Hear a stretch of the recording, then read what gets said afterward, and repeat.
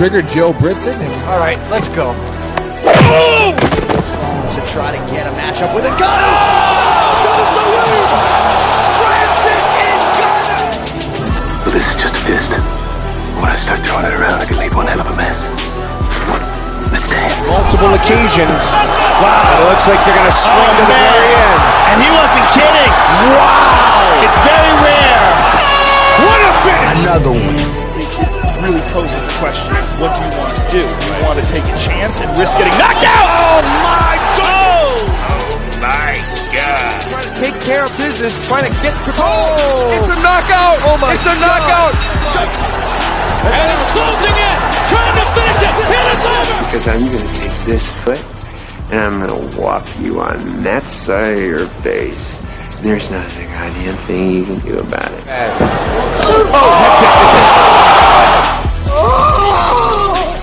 Buck is brought to you by Modelo.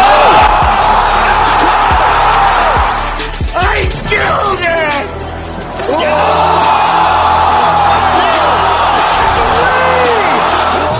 Punch me right in the face, man. And we have a new nickname. Okay, we have William Send It 7 Pearson. All right, other than that, we used to call him Willie Pete. We used to call him the Mad Russian. For his opponent to be quicker on the tangent.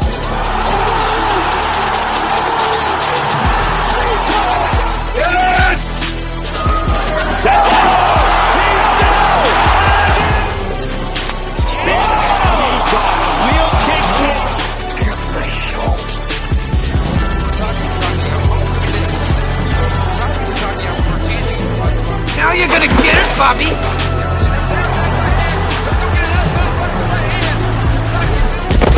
I think you've had enough.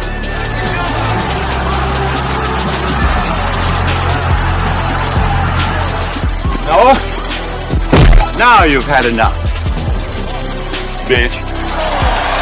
Wow. How good is this? Finish him!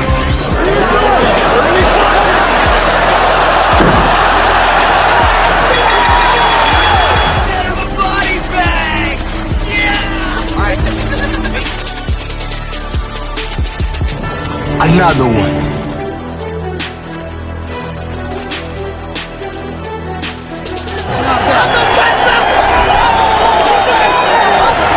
Everybody gets triggered. It's just if you become a pansy. That's in the Book of Earl. I'm not surprised, motherfuckers. You called down the thunder, well now you got it. Gotta be very careful.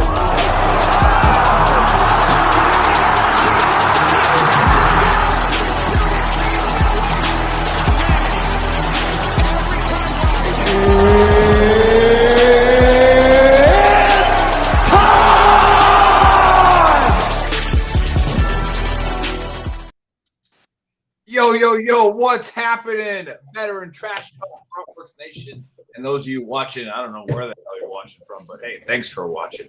Let's just get right after it. Let's just get right to it. All right, pre-show, we were having a lot of fun. All right, we were joking around, and I had this entire intro planned, right? And it's almost like it's the way Stacks bets on fights, where I was about to do it, right? And like, I was going to take her side. I was going to boost her ego while crushing Joe's and Bill's, although Bill wasn't here last week, so it wasn't really there. I was going to make that attempt. I was. But you know what I'm not going to do anymore? I'm going to treat it like Stacks is betting, and I'm just going to pretend that I was going to do it, right? And then I was going to wait for the outcome to go my way and say, Stacks. I actually caught the baker laughing in the background on that one.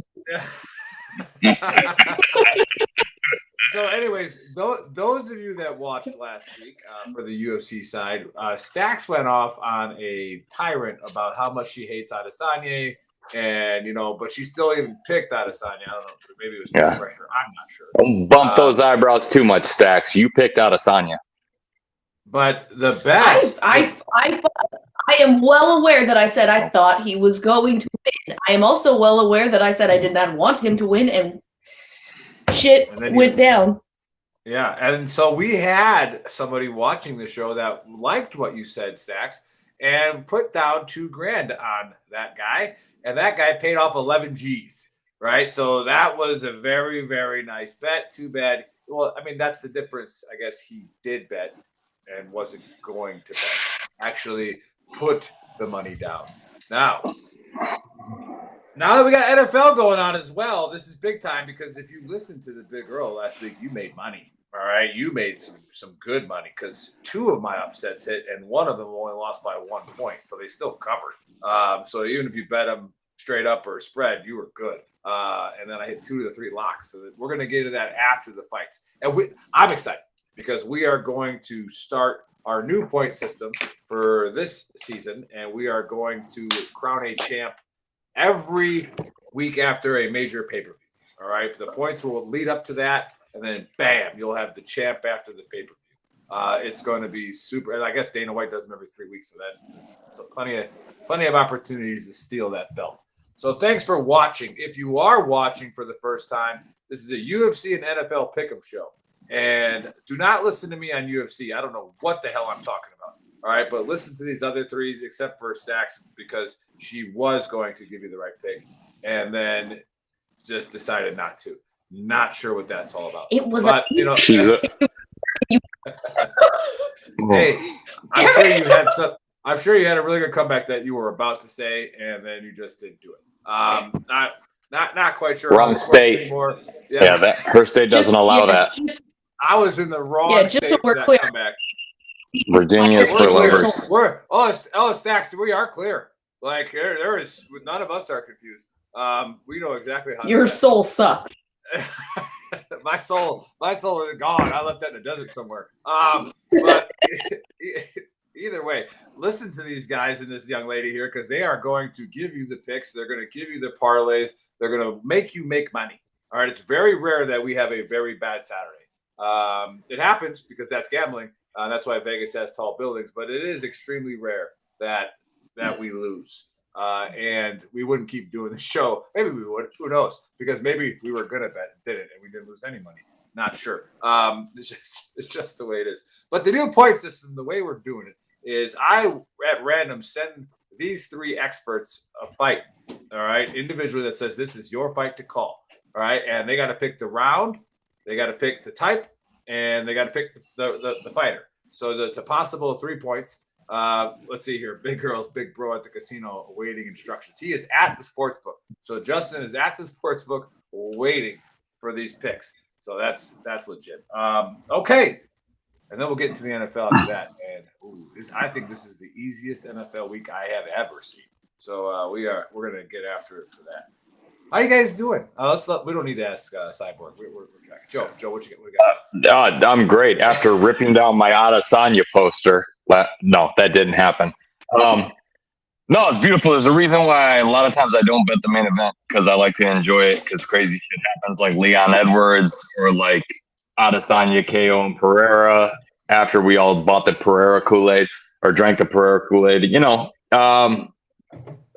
Sean Strickland wins the biggest male upset since Matt Serra in the title fight. And it wasn't like Matt Serra did it. He beat the brakes off of Adesanya, and that Philly shell kept staying active, just couldn't beat him. And the thing I love about Strickland is Daniel Cormier did a little snippet and said that he ran into him leaving Australia at like 5 a.m. on a shuttle and asked him like what he thought happened. And he said, DC, I got to be honest with you, during the fight, I couldn't believe it was that easy. I was like, what is happening right now? Like, why is it going this way? I was expecting more. I think he overlooked me, and I think I'm going to have a lot harder time beating him twice. And, I'm humble. I'm a big enough person to admit I was humbled, and I didn't like Strickland. Neither did Bill. I used to hate Joe Rogan, but I've been wrong before. And I gotta admit I'm rooting for him. I like him. He's kind of the everyday man, and he admitted, I think Adesanya overlooked me, and in the rematch, I'm going to have a lot harder time. He wasn't cocky. He wasn't anything. He didn't celebrate the fact that he beat the shit out of a guy that no one's really beat the shit out of. I mean, Pereira caught him in the 5th round. Otherwise, Adesanya wins that fight 49-46 on 3 cards.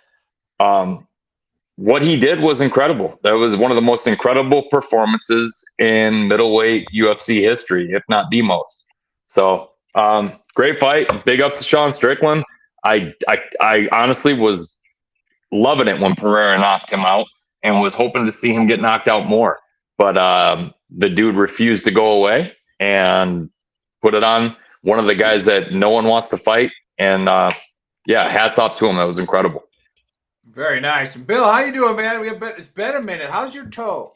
How's Sergeant Hulka? How's the big toe of the show doing? First of all, it's not my toe. It's the whole bone down the side of my foot. It's your toe. You are our big toe, Bill. Bill, you are. You're our Sergeant Hulka. That was last week. We said it on the show. I mean, if your guys don't call you Sergeant Hulka from now on, I don't know what else I don't know what we're doing here. I'll kill him, first of all. And two, I got another busy week coming up. My house gets packed up on Tuesday, and I signed for my new house on 2 October. Where are you going, by the way?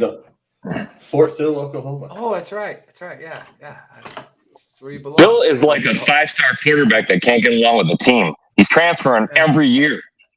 And not only is he going to the greatest base of all time, he's going to be the Garrison Command Sergeant Major of it. That's so awesome. I'm so happy for you. You got no idea. But anyway, sorry. Remember, Bill, with great power comes great responsibility. The good thing is, whoever is in Fort Sill, Oklahoma will have to look at my face at literally every building they walk into from now on. Yes, you will be in the commissary front and center. I love it. So if you don't like your vegetables or fruit, just come yell at me. I'll work. Make sure the bowling alley is open at the time it's supposed to be open. All right, Bill. Like I'm coming after you. Be nice if we can get meat. Be nice if we can get meat in the lasagna, Sergeant Major. How are you, Stacks? I was fantastic before this fucking show. Triggered as shit. In deep need of a cocktail and a Xanax, maybe. Yeah. Yeah. At this point, yes. Yeah.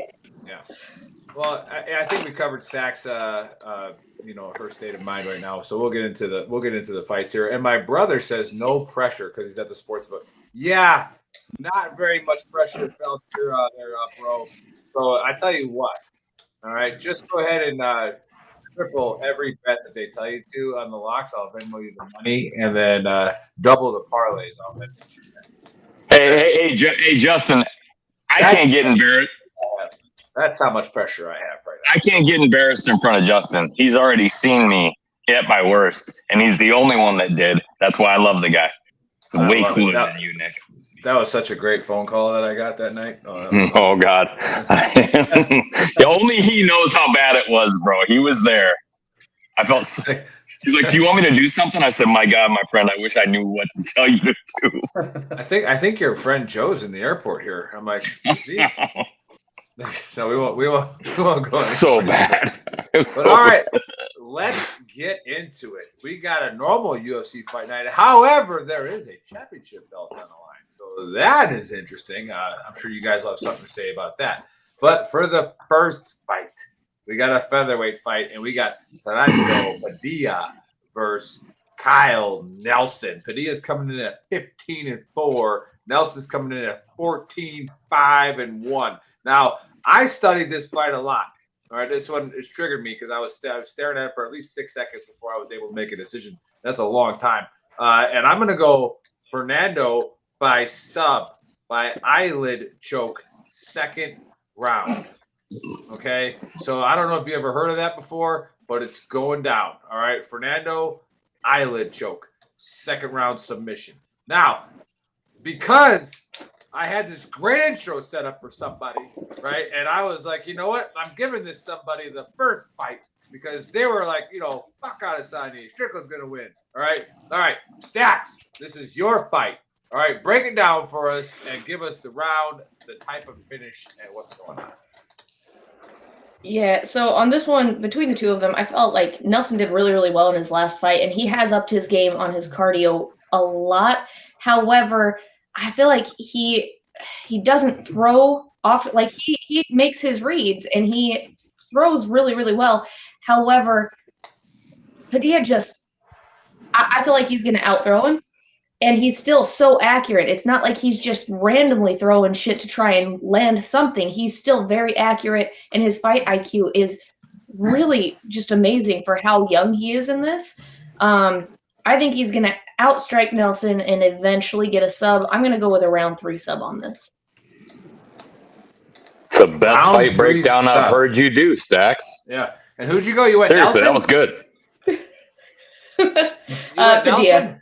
Padilla? Okay, because I was saying I went Fernando, and the Big Earl is always right. All right, hey, Bill, that is 7. What say you on this one? Yeah, I'm going to go with Padilla as well. I also think for the bettors out there, go with the over on this one. I don't think this will end early. And again, like Nick loves these little guys. Padilla's ended people before, and Kyle's been finished before, but it's usually late in the second, early into the third round. I do think Padilla's the better striker. Joe and I have talked about it before. He's got that Mexican dog in him. Nick, you should love Padilla. He's a Chihuahua guy. He's from right across the fence over there. Why do you think I picked him with the eyelid?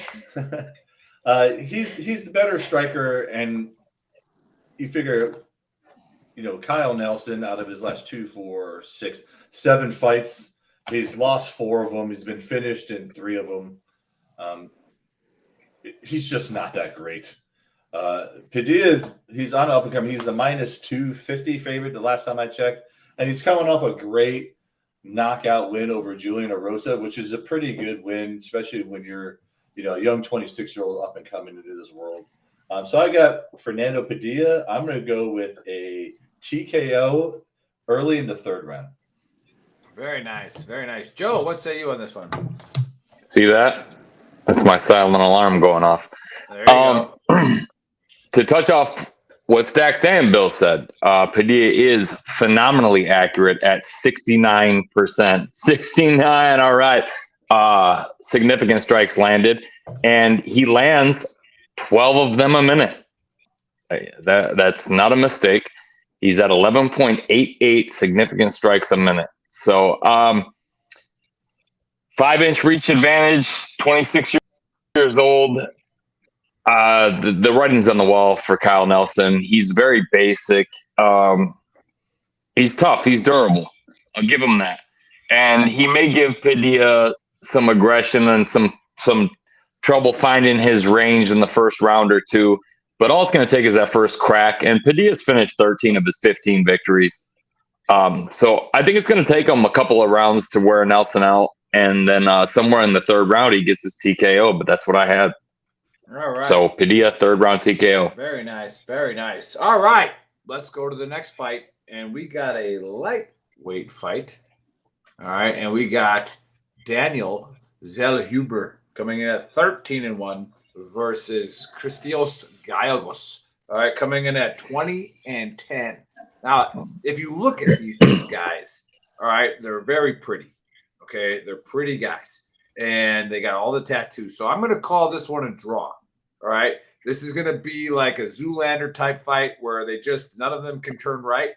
And they just stare at each other. Okay. And they're going to go on a tattoo flex here. Who has the better tattoos? No one's going to throw a punch. It's going to be a draw. All right. Now, we're going to go with Joe on this one. Joe, break this fight down and give us the round, the type, and the fighter. Yeah, well, the pick is Zellhuber, but they want to find out what he's made of.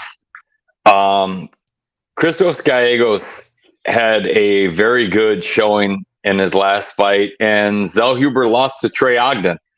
So I watched the Trey Ogden fight, and I also watched Zellhuber against Lucas Almeida, and the first round is Gallegos' time. Because Zellhuber does take a little bit of time to get going and to get hot and to get pissed off. But 2 fighters in a row on the Alexa Grasso card from Mexico, the Hispanic crowd is going to come show out. They do not miss fights when they have Mexican fighters on the card. And I believe Rojas is right after them. So it's 4 out of 5 on the main have a Mexican fighter in the fight and favored to win. So, You know, I love Zell Huber's striking acumen. You know, I saw him hit a really beautiful question mark kick against Lucas Almeida, but he took too many strikes in that fight. And if he takes that many strikes in this fight against Gallegos, I could see this making me look foolish. But I got to go with the talent on this one. You know, he's got a 5.5-inch reach advantage. Gallegos fighting out of a good camp. I believe he's fighting out of Killcliff, and Zell Huber's fighting out of Extreme Couture. So they're both at top level camps. Neither one of them's coming out of Jackson Wink. So, you know, they're not coming to lose. But I think after Gallegos gets out of the second round is when all that lean muscle starts to really wear on him. And I think Zell Huber finds his opening there, and another third round TKO in what is going to be a war. A lot closer than the money says. Zell Huber's moved from a -250 to a -300 just today. So I think a lot of people are rolling with him. He's the prospect. He's the one they want to see win. But if he fucks around with Gallegos, he's going to find out. So hopefully he comes out, gets the screws tight for the first round, and doesn't give it away, and delivers like I think he will. So I got Zell Huber winning a very good fight, third round TKO. Very nice. Third round TKO. Stacks, what say you on this one? I went Zell Huber as well with a round 2 KO, though. Nice. Very nice. All right. Bill.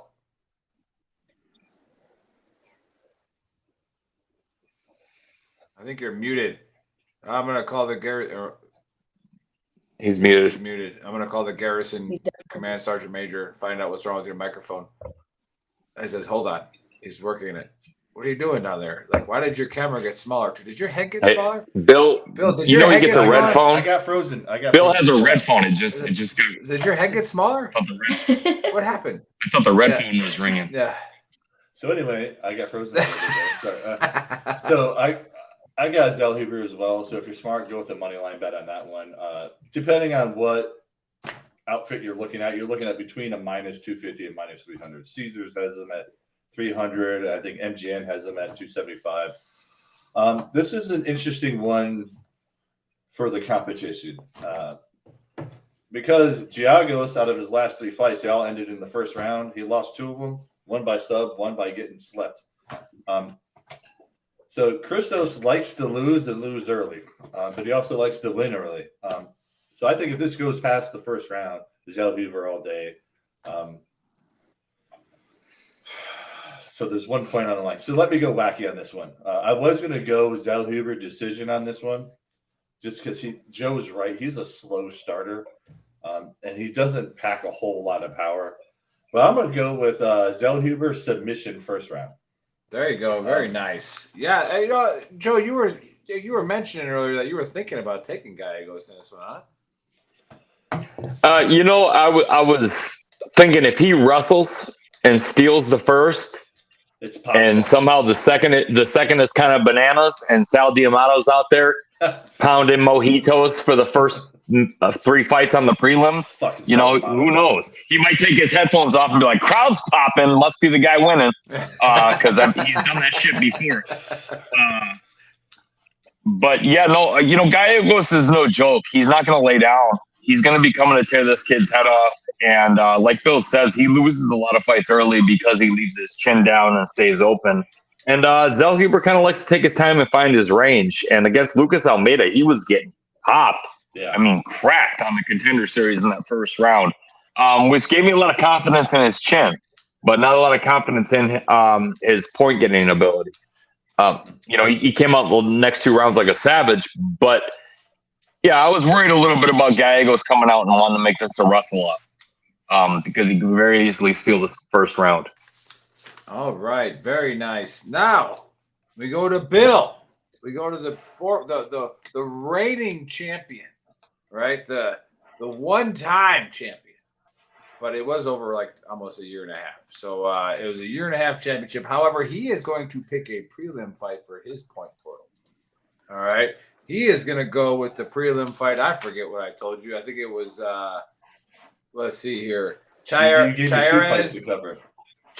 versus Lacarda. That's your point fight. Oh, man. Gave him the hardest one. Did I really? Nice. I'll be a man. I'll be a man and admit it. That to me is the hardest one to pick. Nice. Lacerda. All right, versus Chardes. All right, Bill, who you got on this? So you want me to do 2 fights in a row then? Well, you are. Yeah, this is for your points. Okay. So is it still Ricardo? Or is it now Daniel Da Silva?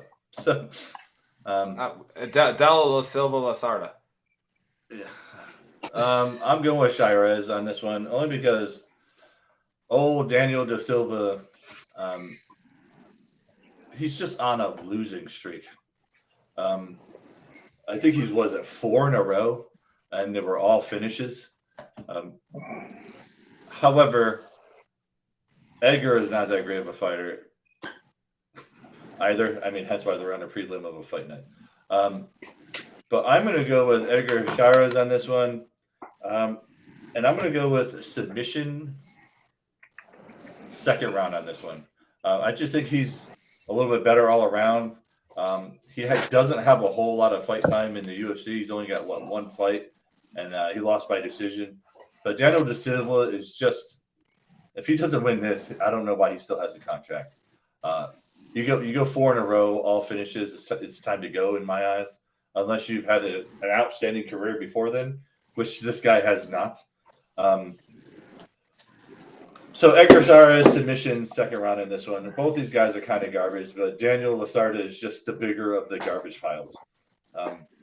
Like I said, he's actually, yeah. I mean, 4 in a row, all finishes, and the finishes early. I don't know why he still has a contract. Dana White just needed someone to fill a card, and he could pay him beer money for it. So he picked Daniel Lasarda. But Edgar Shirez submission second round.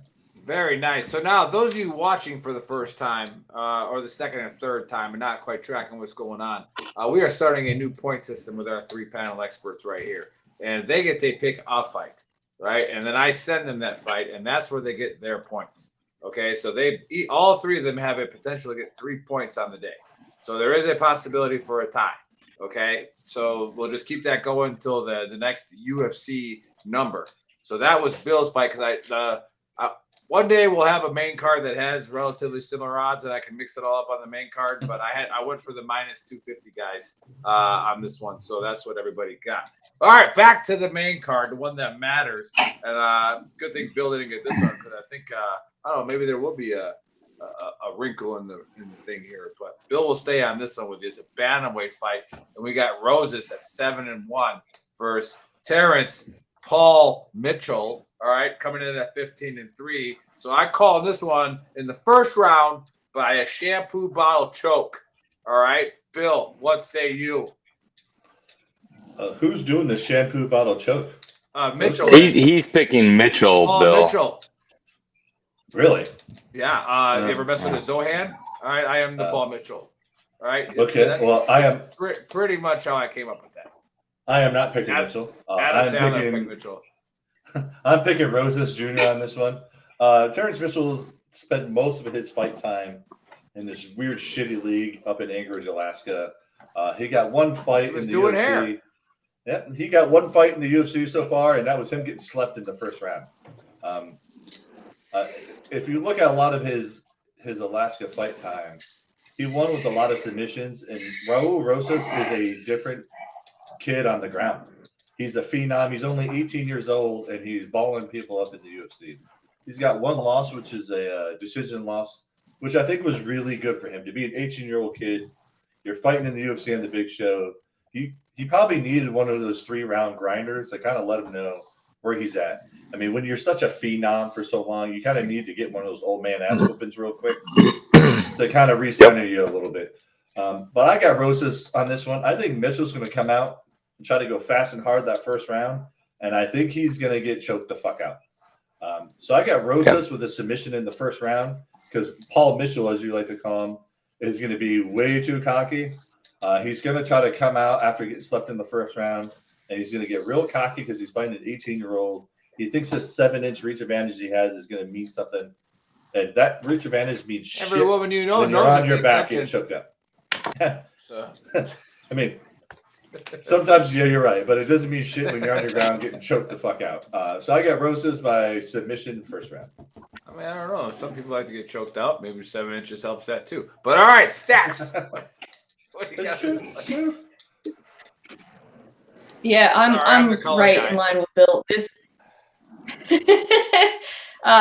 this is gonna be Rosas all day. And I see the same thing. Like Terrence comes out hot trying to get something done because he got knocked the fuck out.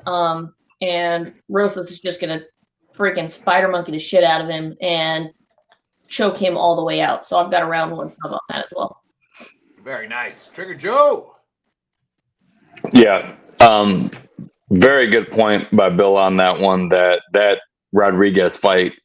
I mean, what better experience could Rosas have got at 18 years old than to fight against a guy like Rodriguez, who's no freaking joke in himself? And then he goes all 3 rounds with him. And everyone's like, he got exposed. And I'm like, for what? Being 3 years away from being able to buy a beer? Yeah. Yes, he got exposed. Mitchell looked weak against Cameron Simon. He looked like, dude, here I am. If I don't land a punch, do with me what you will. And Rosas coming belly to belly and inside leg trip or just German suplex. They're on the ground. Next thing you know, there's a choke. And I got Rosas coming back out saying, hey, I'm not a fluke. I wasn't a hype train. I learned something. I mean, he took the last 5 months off and focused on his game. And I feel bad for Terrence Mitchell. Or what's Mitchell's first name? Is it Terrence?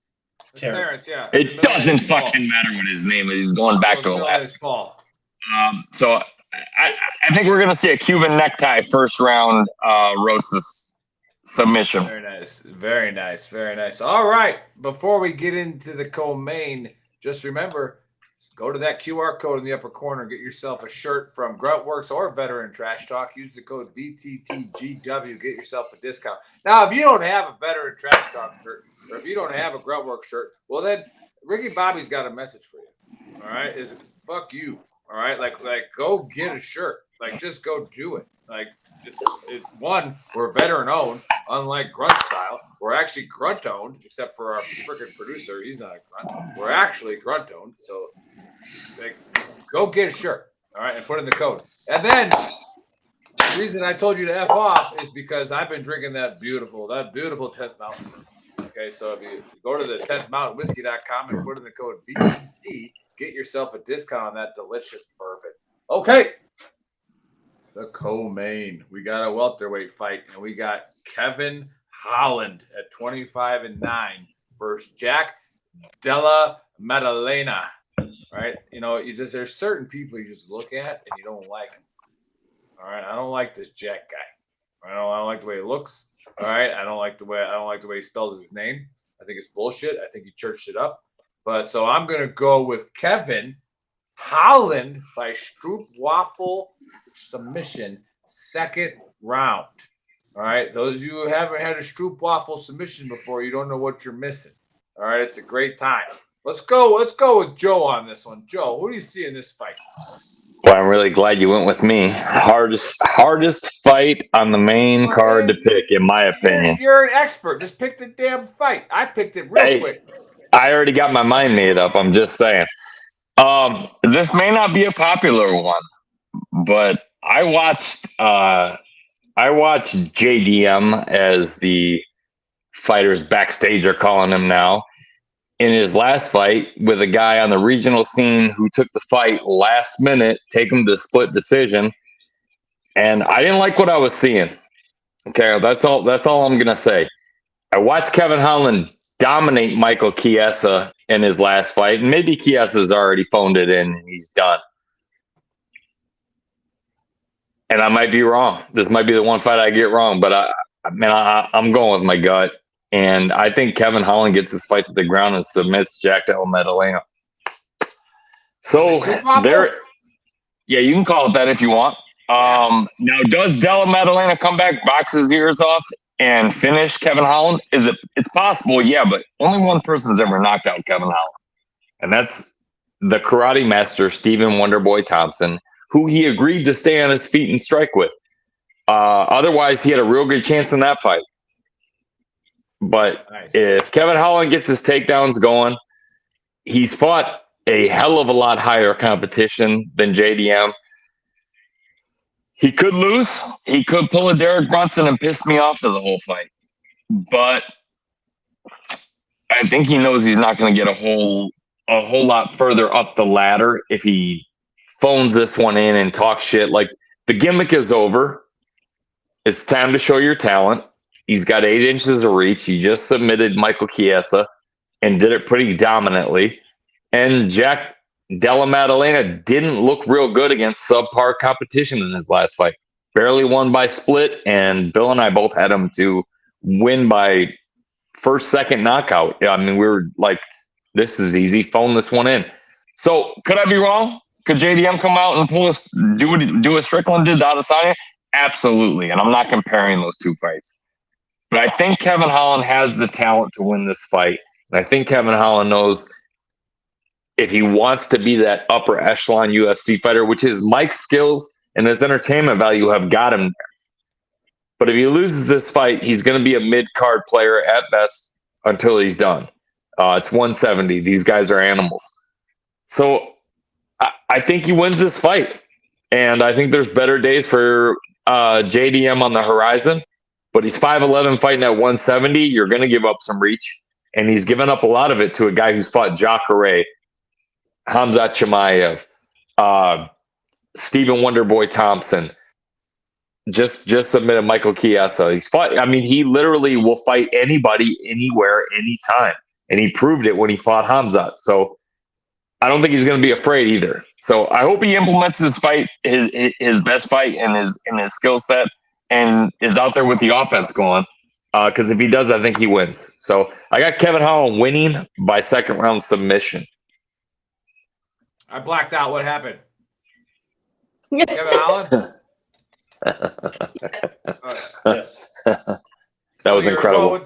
You're going with the big girl. I love it. All right. So, let's stick with Bill. Bill, what do you got in this fight? Now, remember, there's no points on this fight. So give your honest breakdown. Obviously, you should do that anyways, but give your honest breakdown on who we got winning for the bettors out there.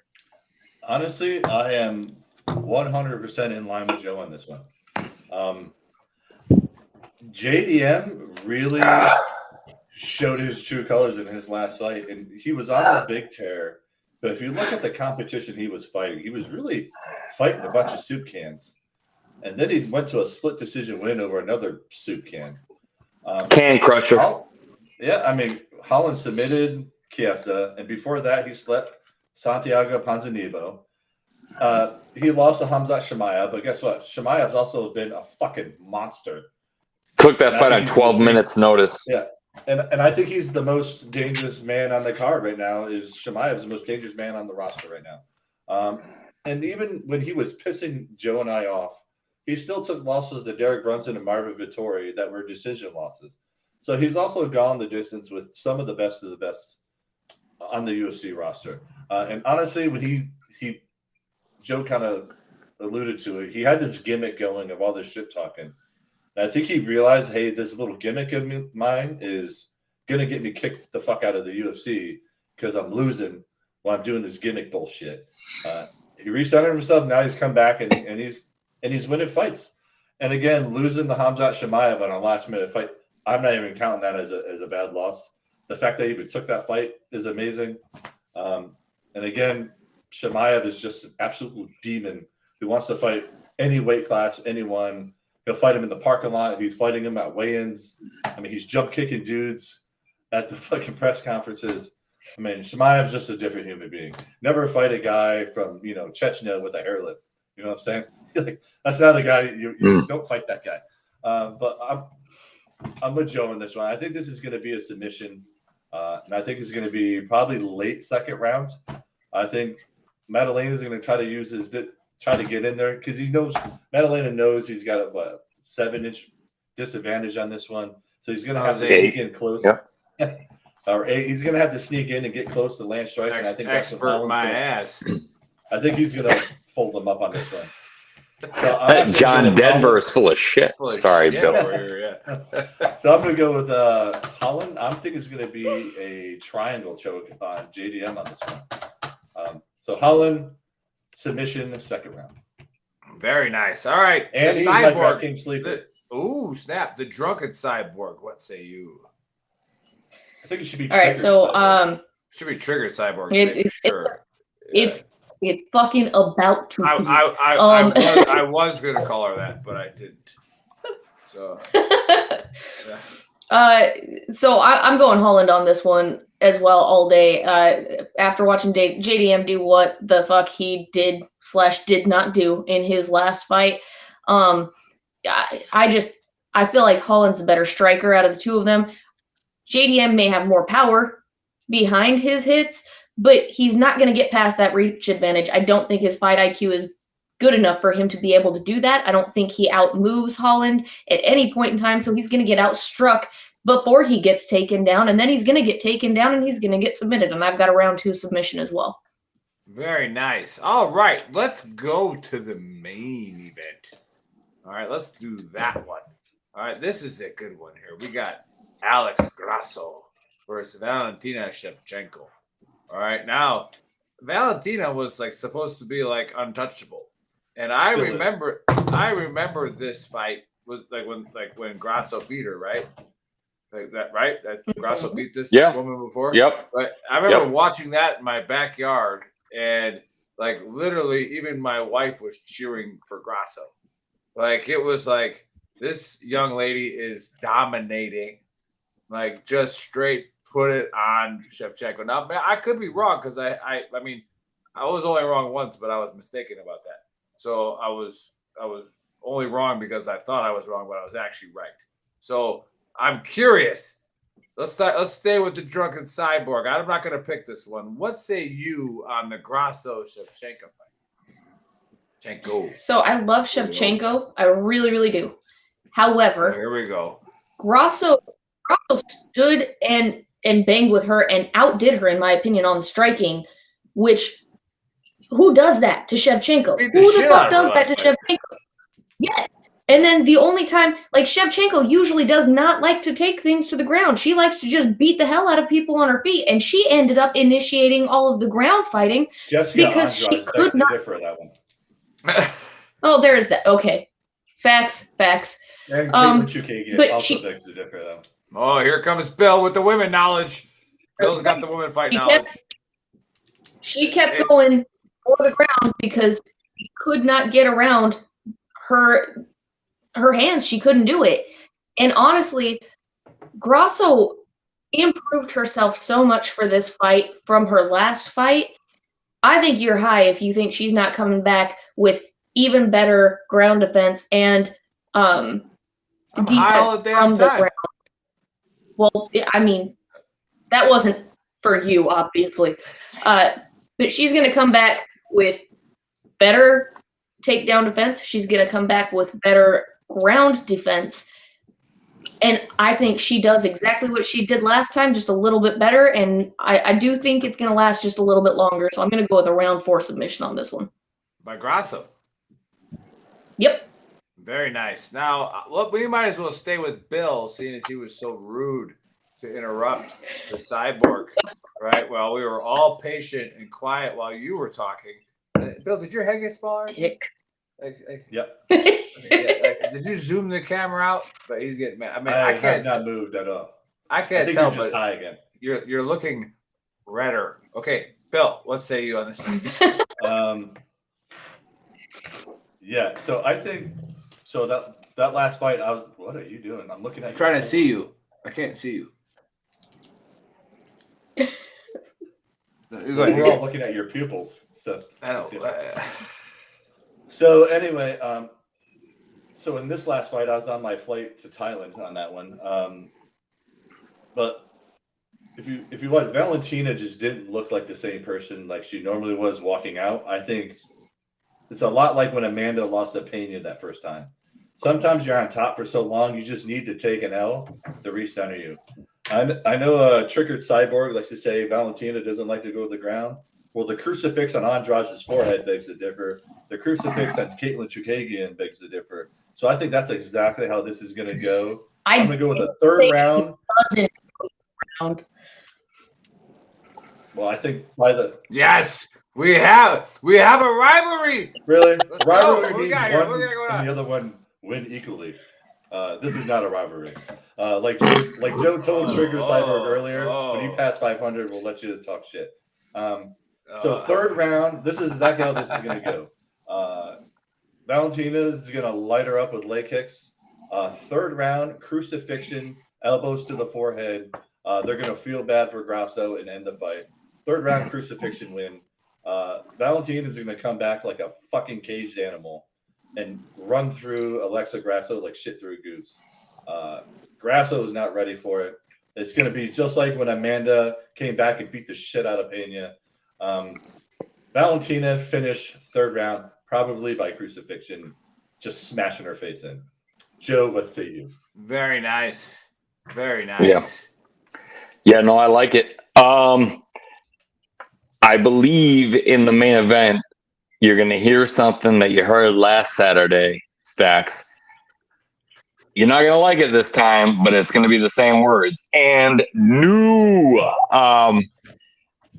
In the last fight, Valentina she lost the fight, but she won the significant strikes battle 87-59.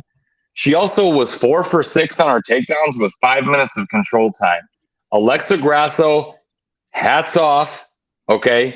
You jumped the back in a position where you had to jump the back or you were losing. But when I say hats off, a lot of people would have phoned that one in. God bless America. Here goes the tablet talking to me. But she jumped the back when she had to. But Valentina damn near had the crucifix in the last fight, Bill, while you were on that plane. She was going for it, and she almost had it, and she was winning on points. She would have retained her belt. Grasso jumped the back, and the rest is history. It was a great job by her to be opportunistic and have that Mexican fighting spirit and never say die. But Dana White, when he scheduled Andrade to fight Shevchenko, he said, I felt like I was releasing a demon when I saw Valentina in the corner, when I saw her come out. She's 35, getting close to where it's time to hang it up. And I know Valentina wants to hang it up as champ.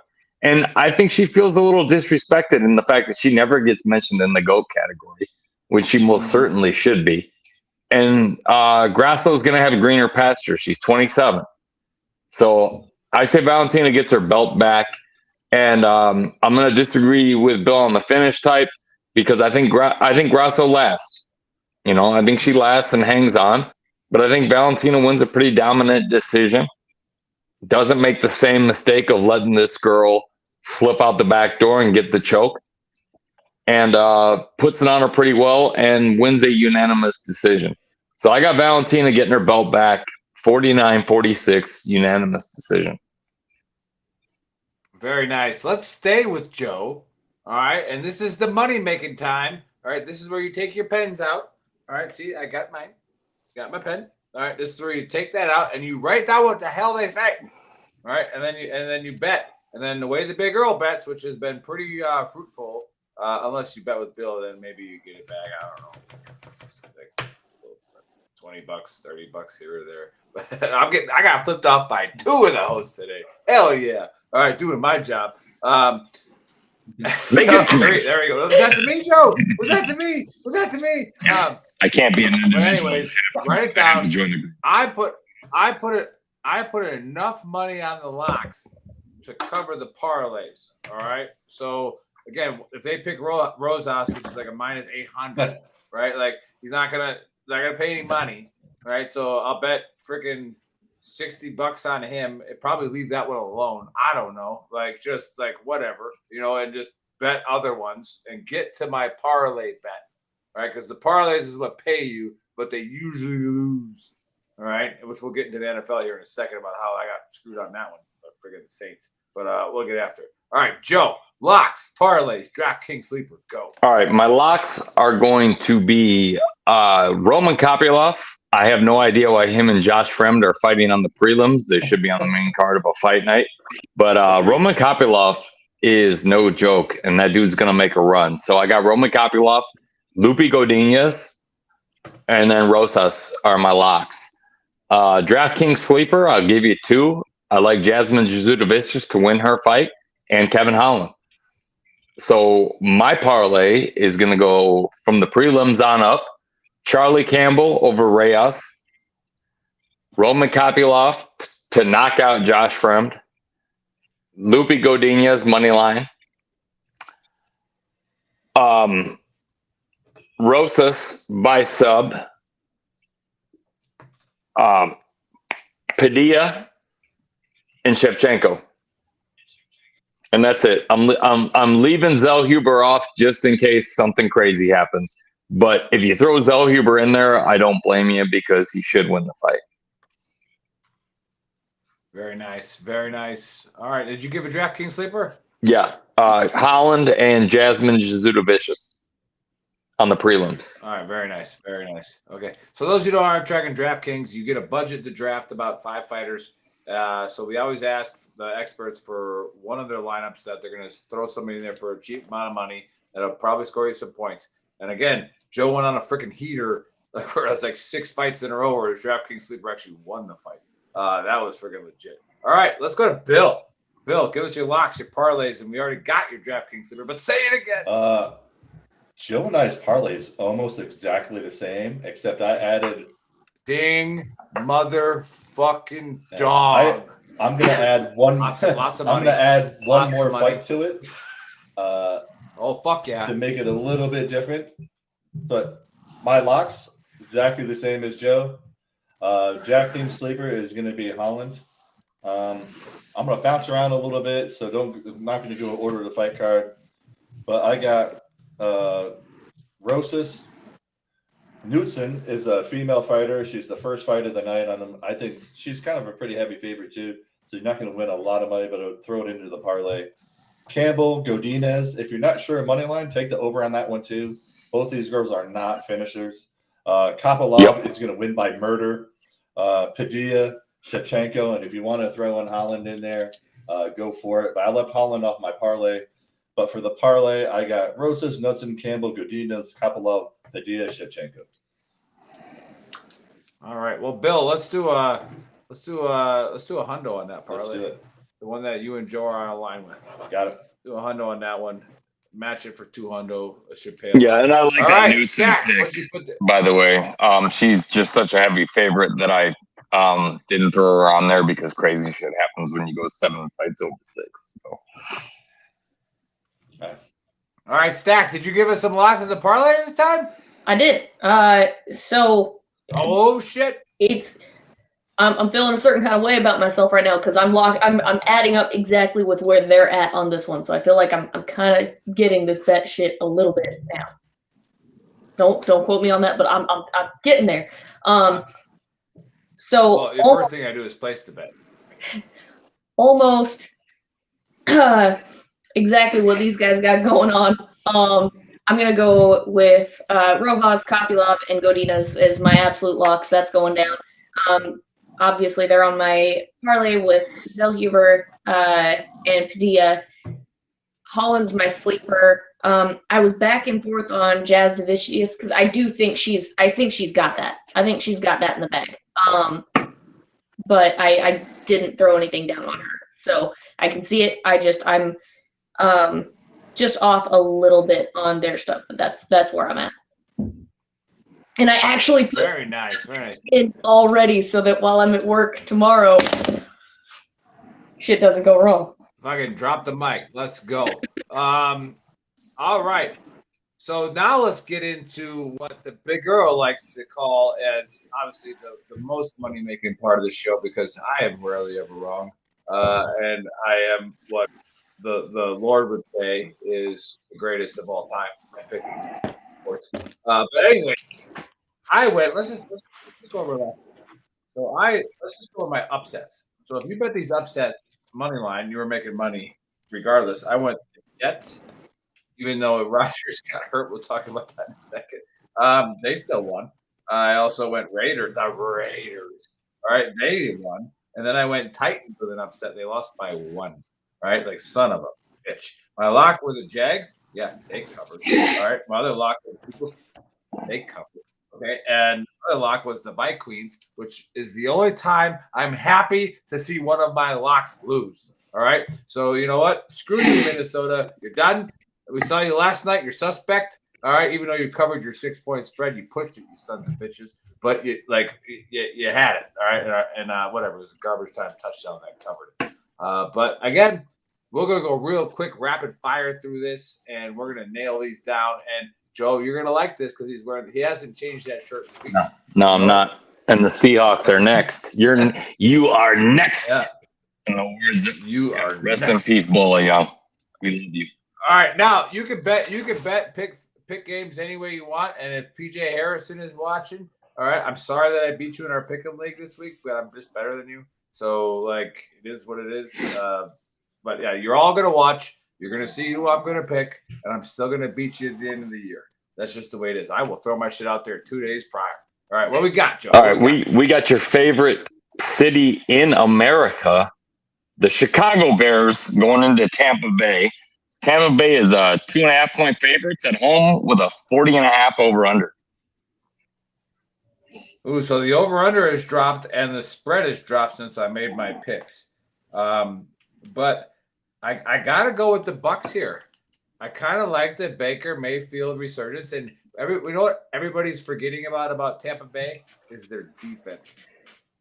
All right, their defense is not having any problems, and they are going to win. So I'm not going to lock it, but I go Bucks. Yeah, there's a lot of first rounders under the age of 25 on that defense. Yep.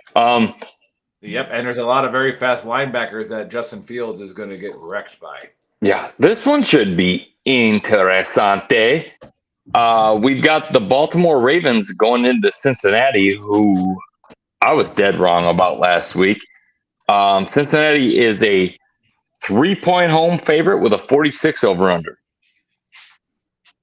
Yeah, I was confused by this line, which I looked at the injury report and nothing popped out at me. And Joe Burrow, again, is a great person, great quarterback. He's not healthy. He just isn't, and it showed against Cleveland. This is an upset. I would almost make this a lock, but because they're an underdog, I'm going Ravens here. Just upset. Period. Yeah. Money. All right, we got your pack rolling down to Atlanta, and Atlanta is a 1.5-point home favorite with a 40 over/under. Find that one interesting. Don't get it at all. And I know I'm a homer with the pack, but everybody on this channel knows, and everybody watching, I do not play favorites. Okay, I look at the game, I look at the injuries. I don't care. I've been trying to tell people for years that Aaron Rodgers does not run the offense that the Packers are designed to run. He doesn't run it. All right. What did Jordan Love do the first week of the season? He gave the ball to Aaron Jones out of the backfield.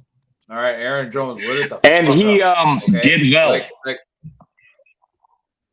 Yeah, and that's the only thing I think that this line is helping us out on is Aaron Jones healthy? Yeah. Right, because he pulled up on his hammy a little bit on his 38-yard touchdown catch.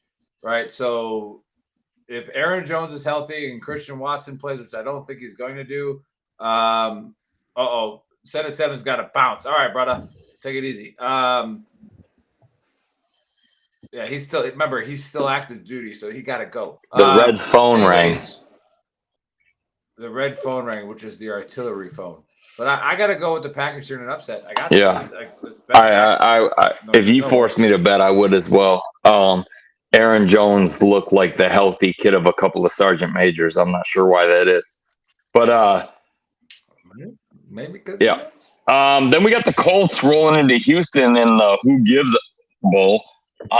But Houston is a 1-point favorite at home with a 39.5 over/under.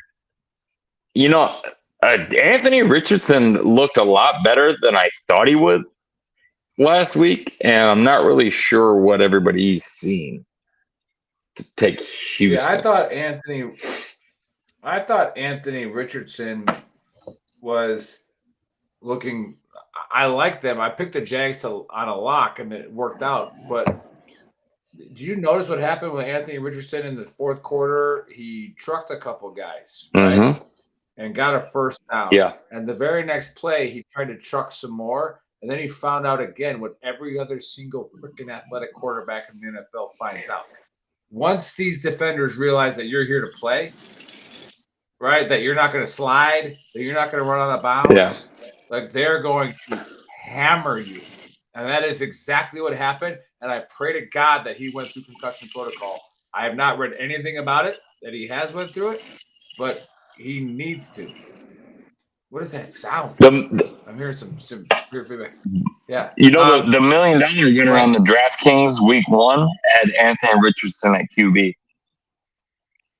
Yeah, like but again, he got hammered and he was knocked out. You're 100% correct. So I don't know if he's okay. And that's where I'm scared here. If he's okay, and even if he's not, I still think the Colts win. So this is my third upset. All right, so we've got 0-1 Kansas City going into Jacksonville, and I'll say that one more time.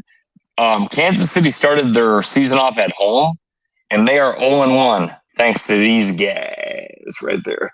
Anyways, yeah, you don't want. We'll break that. We broke that down a little bit. So I called the guy a boxer. So Jacksonville is 3.5-point home dogs with a 51 over under. Lock this up. The Chiefs are going to go in there and beat them by 14. All right. Lock it up. All right. Lock it up. So we got Justin Herbert, who was unimpressive in week 1.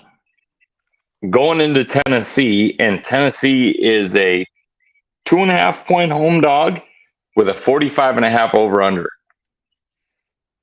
Yeah, I don't like this game at all. I would probably take, if I had to bet on it, I would take the under, but I will try to money line.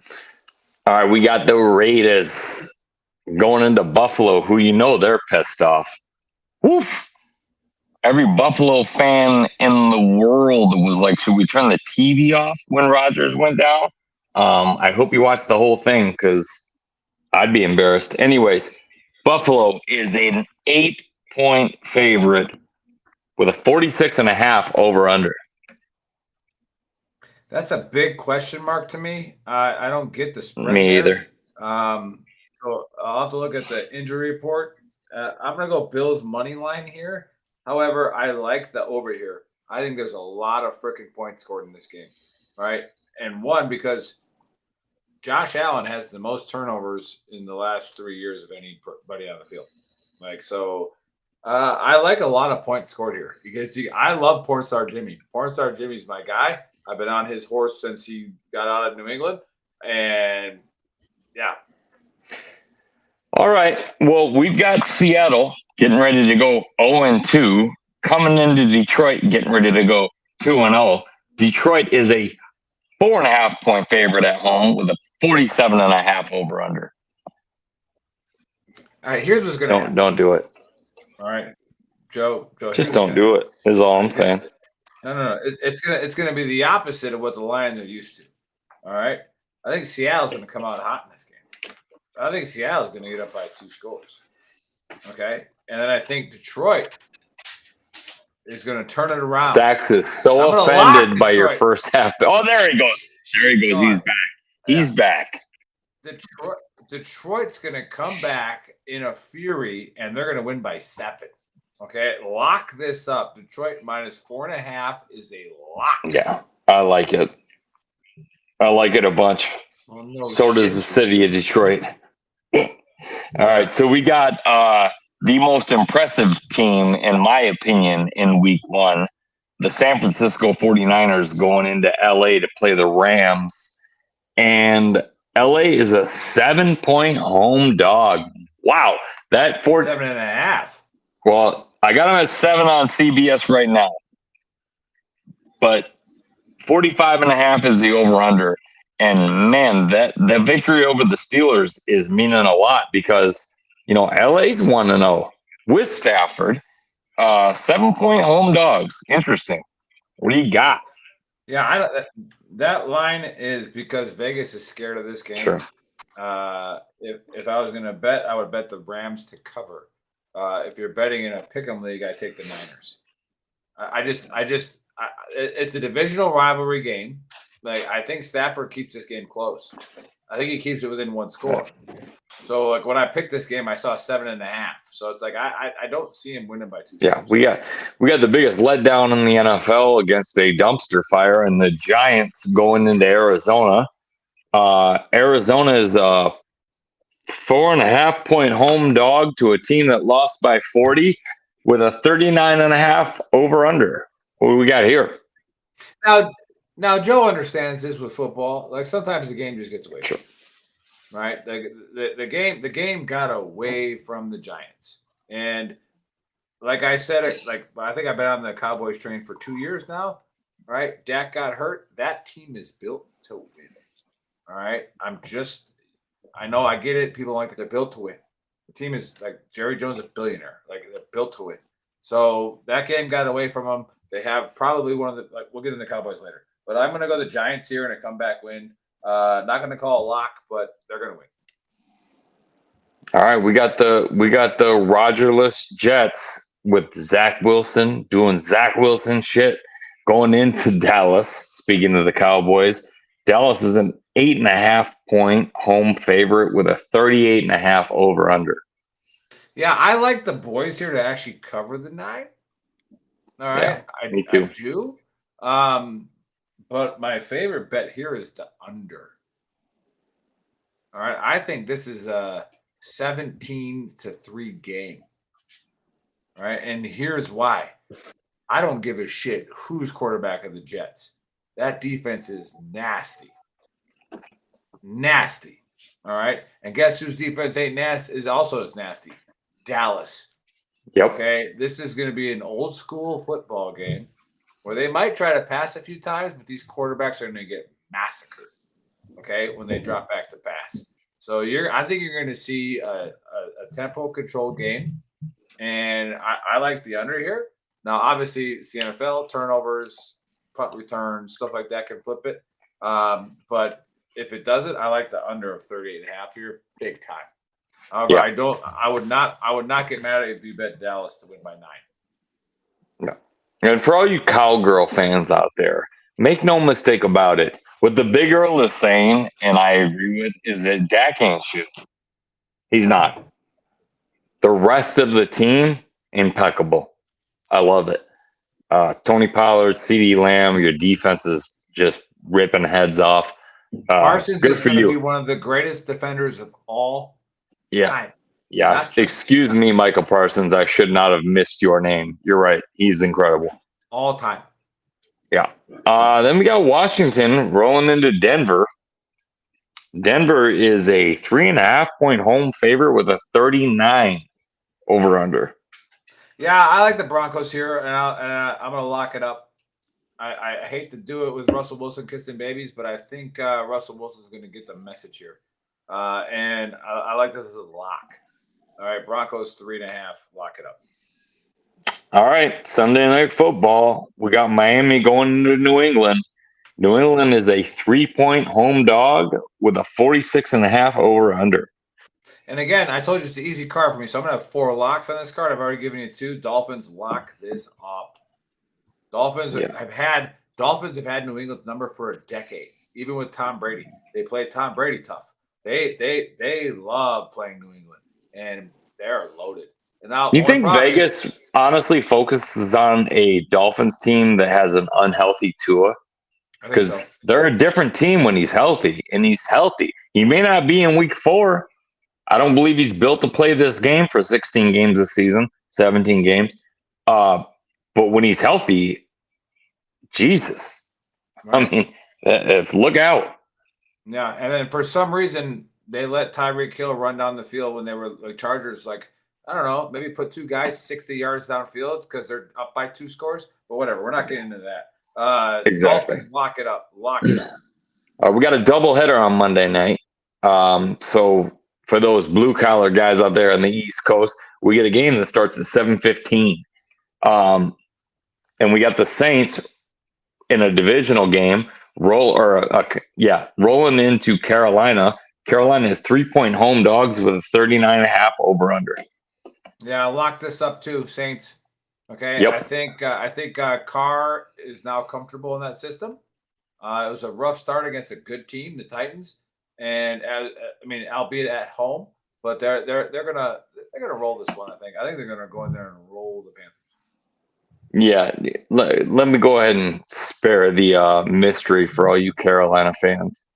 You shouldn't have drafted him. Anyways, Cleveland going into Pittsburgh, and Pittsburgh is a 2.5-point home dog with a 38.5 over under. Boy, that's an interesting line after what both those teams did last week. Yeah, who would have thought that we'd ever say the Browns were favorite going into Pittsburgh, right? Like, wow, how the times have changed. You mean after Jim Brown left? But hey, good for the Browns. All right, good for them. All I will say here is a personal data. I have a friend, last name Harrison, who's somebody. I'm not going to say what part of the marriage the Harrison is a huge advocate against women's rights and all that stuff, and somehow drafted Deshaun Watson as a quarterback. I don't get that one whatsoever because he's got about 35 counts of rape on him, but it is what it is. But hey, he beat it. He rested, hasn't played in a year and a half, and he's throwing darts right now. So I like the Browns big time. All right. So anyways, let's go over my picks again. All right. My locks are the Dolphins. All right. At -3. The Saints at -3. I got the Lions at -4.5, and I got the Chiefs at -3. My upsets are the Colts, the Ravens, and the Packers. All right, so there you have it. All right, don't bet all your money on them damn parlays. Okay, if you put $25 on every upset pick I picked last week, it didn't matter what happened in the other games. All right, like you made more money than everything else. So put money on the individual games. And other than that, I think we're ready to rock and roll. Stacks, any last words? Oh, you was going to say really something. Good talking. Yeah, really good talking with you guys about football. I love the downs and the. I was going to say something. You was going to drink bourbon, but you went to beer. Maybe that's your problem. All right, so. No, tonight I was going to drink beer. Yeah. Fucker. Yeah. I mean, I was gonna drink beer, and then I decided to drink bourbon instead. I don't know. But Joey, any last words? Hey, you know what? I want to give a shout out to our boy Cliff Ballman. Released his book recently. Just spoke with him on the phone the other day. Dude, we're so proud of you. Hope you watched the show again because he did check us out last week. But I know you were on the Trash Talk Hour, and you got the Mental Health Warrior podcast coming back and had the Pacific Tea Time on there. Do keep doing your thing, Cliff. We all love you. And for those of you that don't know, our boy was on site Pentagon when the plane struck the building and went through a tremendous struggle because of it. And I'll never forget what he said to me was out of the Pentagon. Yep. I'll never forget what he said to me was like, Joe, it wasn't 9/11. It was 9/12, 9/13, and 9/14 that got to me. And right then and there, I knew I was talking to somebody I needed to get to know. And I'm glad I got to know you, brother. We're so proud of you. Love having you on the team. And I hope your book sells 2 trillion copies. All right. Well, there you have it. Go get Cliff's Mental Health Warrior, and then the Pentagon, the O in Warriors Pentagon. So go get that book, Clifford Ballman. There you go. And I'm not going to say it. I was going to say something fun, but it is what it is. Big show tomorrow. Can't wait. All right. We got a guest host, Mark Kershaw, coming on. And we're going to show his video Tribal again. Hopefully the Baker can make the audio work. We're going to do that. And then we have Major General retired Greg Martin coming on, who is a bipolar general. which I always Yeah. thought all leadership was bipolar. But we are going to dig into his book as well and dig into what he's got going on the mental health fight and everything going on. But anyways, hey, big shout out to Bill who left. He always speaks for Gold Star Teen Adventures. Go there, Gold Star Teen Adventures. Put your money down on them. They won an award for the most money going to the people. And again, I don't want to placate what Bill says. Like, I don't want to like make it sound stupid or redundant, but I was guilty of this. I was guilty of thinking of my fallen buddies, and I never thought about their kids. All right. I never thought about them. All right. So Gold Star Teen Adventures is a phenomenal organization, which as GWAT has slowed down, they have traversed to first responders, right? So they're taking care of first responders' kids as well, right? So that is a phenomenal organization. If you have $5 to give, go give it to them. Now, notice we're not asking you to give it to us, right? Give it to them, all right? Go. It's a tremendous organization. Okay. All right. I got to go. I got to go take the wife to dinner, and we're going to have a good time. Other than that, happy bet.